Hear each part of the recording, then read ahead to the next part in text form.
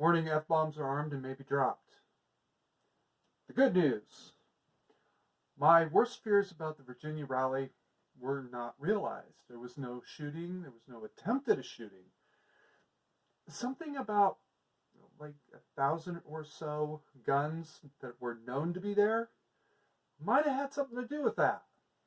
So, great. Wonderful. The bad news is that Ralph Northam needs a very basic U.S. history lesson. Like, this is what I learned in 7th grade. When King George III issued what would eventually be called the Abominable Acts, Intolerable Acts, excuse me. They were a series of 6, I think, tax laws on tea, sugar, nails. You know what? I don't remember the whole list. All right. King George had put together an army and sent it to the colonies to protect the colonies from Indian raids. We had just come off the French and Indian Wars. We were tired of living in terror. And we turned to George and said, you know what? You need to protect us. That's your job. And George said, sure, no problem.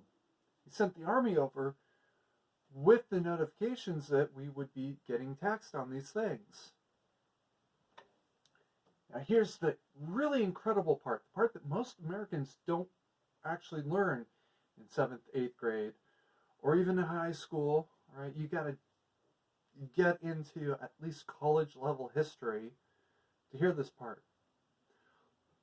Most of the Americans didn't object to the taxes. They were okay with that.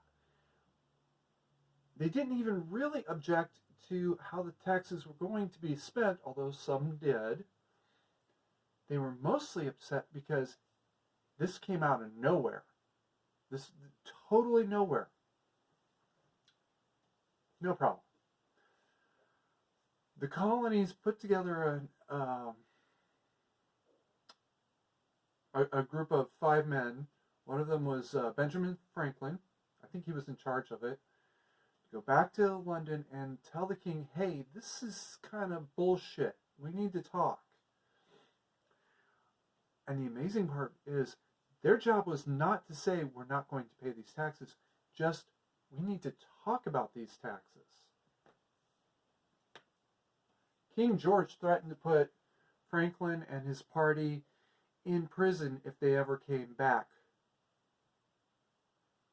Oh. You don't even want to listen to our objections? No problem. All right. Franklin and his party come back, and from there, the ball towards revolution was moving. And it could have been stopped like 4 times that I can recall. Matter of fact, it was stopped in a couple of places. Most people don't realize George was not as stupid as he's been portrayed as. He understood, if I stop doing this here, the revolution will lose support. As a matter of fact, that's that's the reason why Nova Scotia never entered the revolution. And that's why there is a Canada as a separate country now.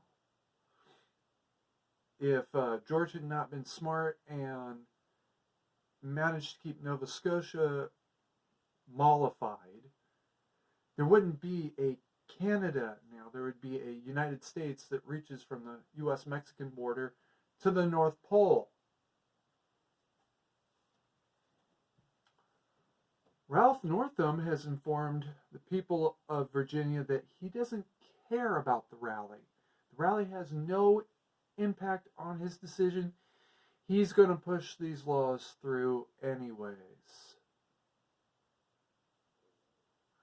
Funny thing about George is he wasn't called a tyrant until about 2 years after the Intolerable Acts started. and about a year before the revolution started. I might be off about that 2 year because I'm trying to work from memory.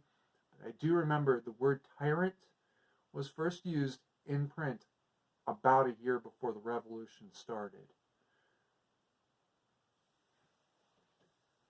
Ralph, King Ralph, I recommend you step down. Even John Goodman couldn't pull that one off. For the rest of y'all, keep calm, mandatory carry on.